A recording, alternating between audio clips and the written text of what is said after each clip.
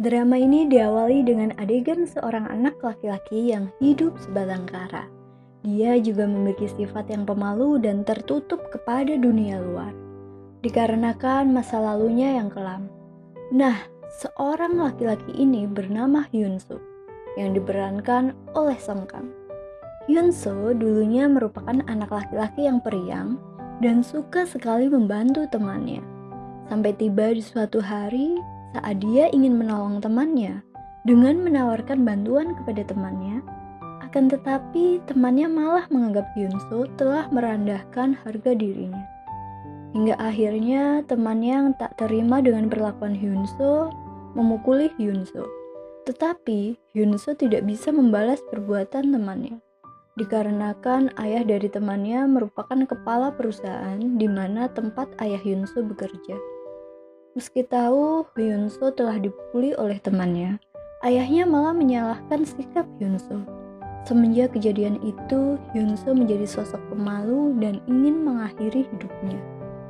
Singkat cerita, saat ayah, ibu, dan saudara perempuannya ingin pergi liburan, tiba-tiba ada sesosok pria yang mengendarai truk mengeluarkan banyak darah dari hidungnya.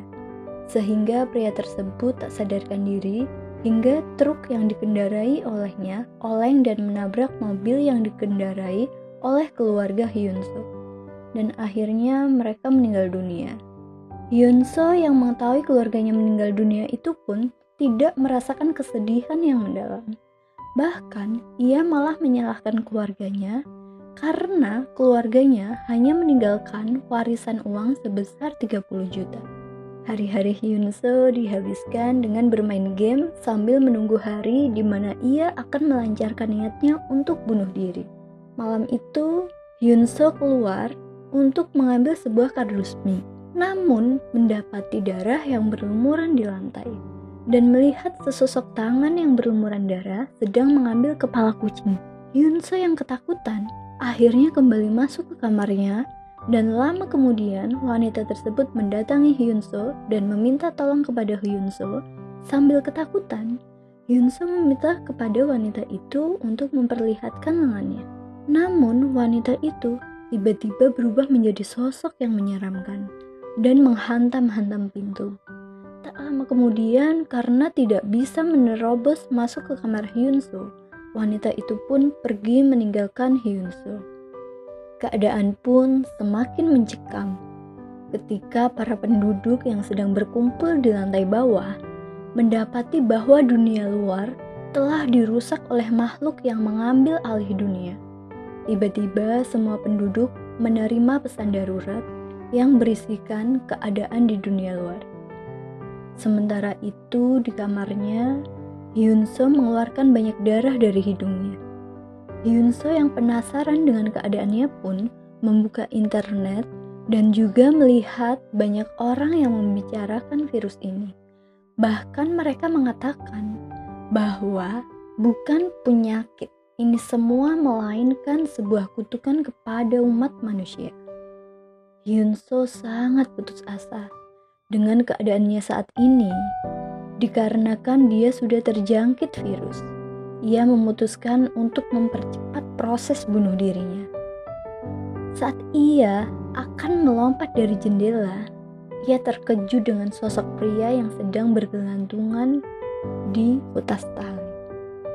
Tiba-tiba ada sesosok monster mata menghantam pria itu, sehingga pria itu terjatuh.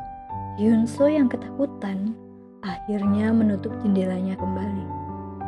Seketika ia juga mendengar suara teriakan dari anak-anak tersebut karena diganggu oleh monster mata. Hyun-soo yang ketakutan akhirnya memberanikan diri untuk membantu anak-anak tersebut dengan melemparkan sebuah TV ke arah monster tersebut. Lantas monster mata berbalik menyerang Hyun-soo. Hal ini ternyata memberikan cukup waktu terhadap tetangganya yang bernama Do-sik untuk memutuskan leher monster mata dan menyelamatkan Hyun-soo sebelum terlambat. Akhirnya, Hyun-soo punya niat untuk bekerja sama dengan Do-sik untuk menyelamatkan anak-anak tersebut. Hyunso bersiap keluar dari kamarnya untuk menyelamatkan anak-anak. Di tengah-tengah perjalanan, ia bertemu dengan monster setengah kepala. Hyunso memikirkan cara bagaimana dia harus melawan monster tersebut. Ia akhirnya menemukan cara dengan mengacaukan pendengaran monster tersebut dengan sebuah bola. Saat monster itu terfokus pada suara pantulan bola, Hyunso memanfaatkan momen ini dengan cara menyetrum sang monster dari belakang. Hyunso selamat dari ancaman monster setengah kepala dan berhasil menyelamatkan anak-anak. Hyunso akhirnya membawa anak-anak kecil itu menuju kamar Dosik. Di tengah perjalanan, tiba-tiba Hyunso mengeluarkan darah yang sangat banyak, sehingga meminta kepada anak-anak untuk menjauhinya. Keadaan semakin menegangkan. Dengan munculnya sosok monster bertubuh besar yang mengejar anak-anak tersebut. Lantas, Hyunso yang mengetahui mencoba menyelamatkan anak-anak dan menyuruhnya untuk lari. Monster bertubuh besar sangat marah mengetahui Hyunso mengganggunya. Monster itu menghempaskan Hyunso hingga menembus dinding. Tiba-tiba, Jaehoon dan Jisoo datang membantu Hyunso melawan monster, hingga monster bertubuh besar itu terkapar di lantai. Jaehoon membawa Hyunso ke tempat yang lebih aman. Hyunso yang setengah sadar meminta tolong kepada Jaehoon agar Jaehoon dan Jisoo mau menyelamatkan kedua anak kecil itu. Akhirnya, mereka berhasil menyelamatkan anak-anak dan sampai di tempat Dokji. Saat mereka sedang makan, tiba-tiba mereka mendengar kabar melalui speaker bahwa masih banyak penduduk yang hidup di lantai bawah. Hyunso dan lainnya diminta untuk berkumpul di lantai bawah. Sementara itu, di lantai bawah dikagetkan dengan sosok ibu yang berusaha memaksa keluar gedung untuk menyelamatkan anaknya. Saat anak perempuannya berlari menuju gedung, naas, dia terjatuh. Dengan cepat, seorang tentara berlari menuju perempuan itu. Tak lama kemudian, mereka berdua ditusuk oleh monster berlidah panjang. Akhirnya, mereka berdua pun mati mengenaskan di depan para penduduk. Jisoo dan Jaehoon yang mendengar kabar itu langsung bergegas pergi menuju lantai bawah, diikuti oleh Hyunso. Di tengah perjalanan, Hyunso tiba-tiba saja didorong oleh sesuatu yang cepat sehingga ia terjatuh dari lantai 9 dan tak sadarkan diri. Para penduduk yang mengetahui bahwa Hyunso tidak mati saat terjatuh dari lantai 9, lantas mereka mencurigai bahwa Hyunso sudah terinfeksi, meminta kepada Hyo-ok untuk mengusir Hyunso. Nah, di sini ada adegan lucu sih. Ketika Hyo yang tak sependapat dengan pria tua, kemudian dia memberikan isyarat kepada pria tua itu dengan menggunakan tangannya. Semua orang tertawa melihat kelakuannya. Lanjut ke cerita lagi. Hyuk ternyata punya pemikiran lain. Dia tidak ingin mengusir Hyunso, melainkan dia ingin memanfaatkan Hyunso untuk menjadi benteng pertahanan untuk para penduduk. Hyuk menanyakan kepada Hyunso di mana ia mendapatkan senjata yang dipakai sekarang. Hyunso memberitahu kepada Hyuk bahwa dia mendapatkan senjata itu dari Dokji.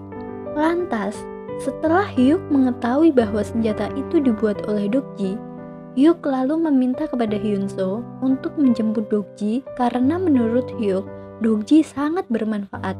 Hyuk lalu meminta kepada Hyunso untuk menjemput Dokji karena menurut Hyuk, Dokji sangat bermanfaat. Mungkin dengan adanya Dokji di situ bisa merubah banyak hal karena kecerdasannya dalam membuat senjata dan pertahanannya dari serangan monster.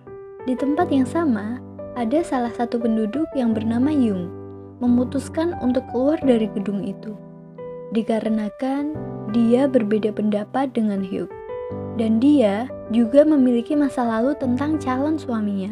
Yung masih sangat penasaran dengan kematian calon suaminya itu. Yung akhirnya memutuskan untuk pergi ke tempat di mana calon suaminya dulu bekerja. Saat ia sampai di tempat di mana calon suaminya bekerja, dia mencari sebuah iPad untuk mendapatkan informasi tentang calon suaminya.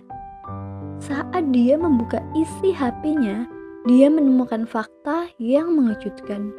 bahwa kematian calon suaminya diakibatkan infeksi virus yang sama dengan saat ini. Jung juga mengetahui fakta bahwa jika ada seseorang yang bisa bertahan selama 15 hari, maka dia bisa menjadi manusia spesial. Maksudnya, dia tidak akan menjadi monster, melainkan dia akan menjadi manusia yang memiliki kekebalan tubuh melebihi manusia lain. Contohnya seperti Hyun Soo, yang tidak mati saat dia jatuh dari lantai 9. Belum selesai membaca semua isi pesan tersebut, tiba-tiba para tentara sudah ada di depan matanya. Tak lama kemudian, Jung dibawa dan akhirnya diinterogasi oleh para tentara. Jung pun ditanya, "Sudah seberapa jauh kamu mengetahui hal ini?" Dan Jung menjawab, "Aku tahu apa yang kamu cari. Kamu mencari manusia yang tahan terhadap infeksi virus tersebut. Aku tahu orangnya." Para tentara pun terkejut dengan perkataan Jung. Para tentara kemudian membujuk Jung untuk bekerja sama dan memberitahu di mana orang tersebut sekarang tinggal. Jung diberikan kotak kecil yang fungsinya mirip seperti GPS. Saat Jung memencet tombol pada kotak kecil tersebut, maka para tentara langsung mengetahui di mana lokasi Jung sekarang. Jung akhirnya kembali ke gedung di mana para penduduk tinggal. Saat Jung sedang bersama Hyun Soo, Jung sangat penasaran terhadap Hyun Soo. Akhirnya menyayat tangan Hyun Soo dengan sebuah pisau. Jung terkejut, ternyata Hyun Soo bisa menyembuhkan lukanya dengan begitu cepat. Jung yang sangat terkejut dan sedih itu kemudian bertanya kepada Hyun Soo, "Bagaimana kamu bisa lepas dari ujian selama 15 hari itu?" Hyun Soo yang kebingungan dengan tingkah Jung kemudian menjawab, "Karena saya pengen hidup." Singkatnya, Jung menjelaskan kepada Hyun Soo bahwa semua ini ulah pemerintah dan saya baru saja bertemu dengan para tentara. Lebih tepatnya, aku ditangkap oleh mereka dan Jung juga memberitahu kepada Hyun Soo. Hyun Soo pun terkejut mendengarnya. Jung pun kebingungan harus melaporkan Hyun Soo atau tidak, karena jawaban Hyun Soo menyentuh hati Jung. Adegan berganti. Saat Jung sedang mandi, tiba-tiba ada sesosok pria misterius mendekatinya. Jung yang kaget, langsung memukulnya sampai pingsan. Ternyata pria misterius tersebut adalah mantan tentara yang sedang melarikan diri. Tak selang lama, semua penduduk dikejutkan dengan kedatangan mobil besar yang menerobos masuk dinding pertahanan para penduduk. Para penduduk pun panik saat ada banyak pria bersenjata turun dari mobil. Saat melihat pria misterius, mereka langsung menusuk dan mematahkan tangan dan mengambil jempol pria tersebut untuk diambil sidik jarinya dan ditempelkan ke sebuah koper. Tak lama kemudian, semua warga dikumpulkan dan disatukan di sebuah lingkaran yang mereka buat. Saat mereka keluar dari lingkaran tersebut, maka para penduduk akan ditembak secara sadis. Sebagian pria itu pergi menyusuri gedung. Mereka menemukan wanita tua yang sedang bertahan hidup untuk melawan virus. Dengan sadis, mereka langsung membunuh wanita tersebut. Di tempat yang sama, Jung memberanikan diri untuk melawan para pria. Lantas, para penduduk yang mengetahui aksi Jung langsung ikut memberanikan diri melawan para pria tersebut. Tiba-tiba, semua penduduk berhenti menyerang saat pemimpin pria tersebut mengancam Hyuk dengan pistolnya. Semua terkejut dengan kedatangan wanita tua yang mendekat dan tiba-tiba membunuh pria bersenjata dengan tangan, dan kemudian wanita tua kembali berjalan mendekati Hyuk. Hyun Soo yang punya firasat bahwa wanita tua itu akan membunuh Hyuk. Lantas ia langsung berlari, membiarkan dirinya tertusuk oleh wanita tua itu. Hyun Soo mencoba mencekik wanita tua itu sampai pingsan. Hyun Soo dan wanita tua itu akhirnya tak sadarkan diri. Para pria bersenjata yang mengetahui bahwa Hyun Soo bisa sembuh dari luka tusukan itu langsung mencurigai bahwa Hyun Soo sudah terjangkit virus. Kemudian mereka membawa Hyun Soo menuju atap gedung. Setibanya mereka di atap gedung, mereka langsung menyiksa Hyun Soo dengan sebuah tembakan bertubi-tubi. Dan semua berbalik keadaan, di mana pemimpin pasukan tersebut malah dicekik dan dilempar keluar gedung oleh anak buahnya sendiri. Dan ternyata Anak buah tersebut mirip dengan Hyunso. Mereka memiliki kesamaan, sama-sama bisa mengendalikan virus yang ada pada tubuhnya. Anak buah tersebut bernama Meong. Meong membujuk Hyunso untuk bekerja sama dengannya. Karena menurut Meong, kita yang memiliki kelebihan tidak bisa hidup berdampingan dengan manusia normal. Suatu saat manusia normal akan membunuh kita. Hyunso pun mulai bimbang dengan perkataannya. Sesampainya di bawah, semua penduduk mendorong pistol ke arah Hyunso dan Meong. Seketika Hyunso langsung meyakinkan semua penduduk bahwa Meong telah menyelamatkan dirinya di atap.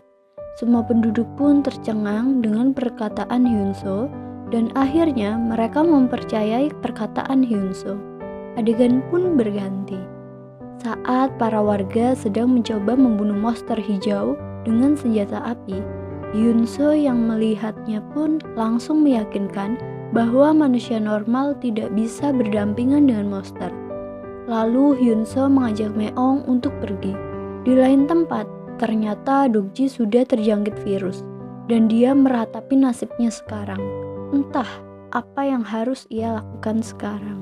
Kemudian para warga kembali dikejutkan dan aksi Meong yang menghalangi penduduk lain untuk pergi keluar dari gedung itu. Hyunso yang mengetahui itu langsung menolong penduduk tersebut dan berkata kepada Meong untuk membiarkan. Karena menurut Hyunso, mereka tidak akan selamat jika mereka keluar dengan kondisi seperti ini. Lantas, Meong yang ragu dengan perkataan Hyunso langsung menembak penduduk tersebut. Hyunso yang mengetahui Meong telah menembak mereka. Hyunso mencoba untuk menghalangi. Namun, Hyunso malah terlempar jauh karena ulah Meong dan tidak berhenti di situ. Meong pun menembaki penduduk lain dengan membabi buta. Hyunso yang tak tahan dengan sikap Meong langsung marah dan berubah menjadi monster. Hyunso langsung menyerang Meong dan membakar tubuh Meong. Tiba-tiba Dokji datang dan memeluk Hyunso.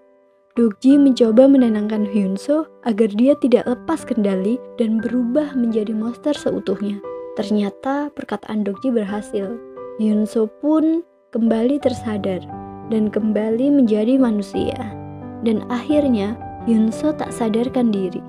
Saat Hyunso tersadar, Hyunso pun menangis karena melihat tubuh Dokji yang sudah hancur karena ulahnya. Adegan berganti. Saat Yung mencoba mengubur para penduduk yang sudah meninggal. Saat Yung menggali tanah, dia terkejut dengan besi tua yang terkubur di dalam tanah. Lalu ia membukanya, dan ternyata itu adalah sebuah lorong bawah tanah.